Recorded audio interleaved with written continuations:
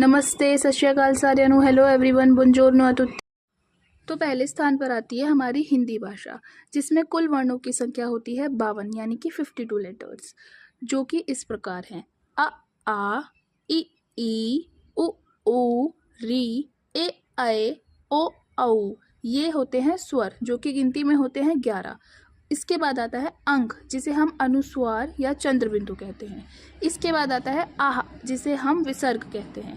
इसके बाद आते हैं व्यंजन, जिनकी कुल संख्या होती है 33, जो कि इस प्रकार हैं: क, ख, ग, घ, अंग, च, छ, ज, झ, अञ, ट, ठ, ड, ढ, अणे, त, थ, द, ध, न, प, फ, ब, भ, म, य, र, ल, व, श, स, ह।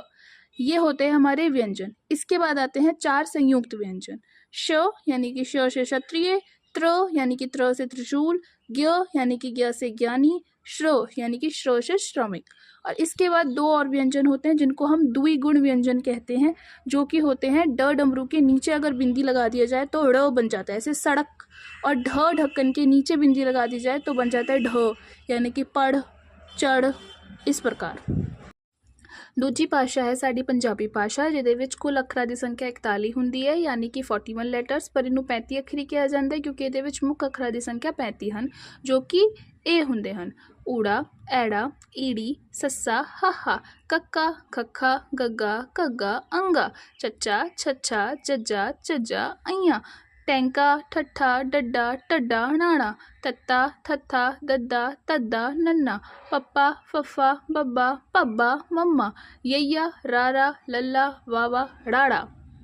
और पंजाबी भाषा विच 6 अखर उर्दू फारसी दे शामिल हैं, जो कि ए हुंदे हन: सस्से पैरे बिंदी श बोलो, खक्खे पैरे बिंदी ख बोलो, गग्गे पैरे बिंदी ग बोलो, जज्जे पैरे बिंदी ज बोलो, फफे पैरे बिंदी फ बोलो, लल्ले पैरे बिंदी ल बोलो।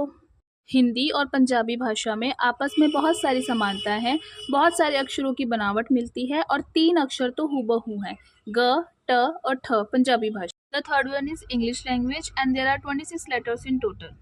So here we go: A, B, C, D, E, F, G, H, I, J, K, L, M, N, O, P, Q, R, S, T, U, V, W, X, Y, Z.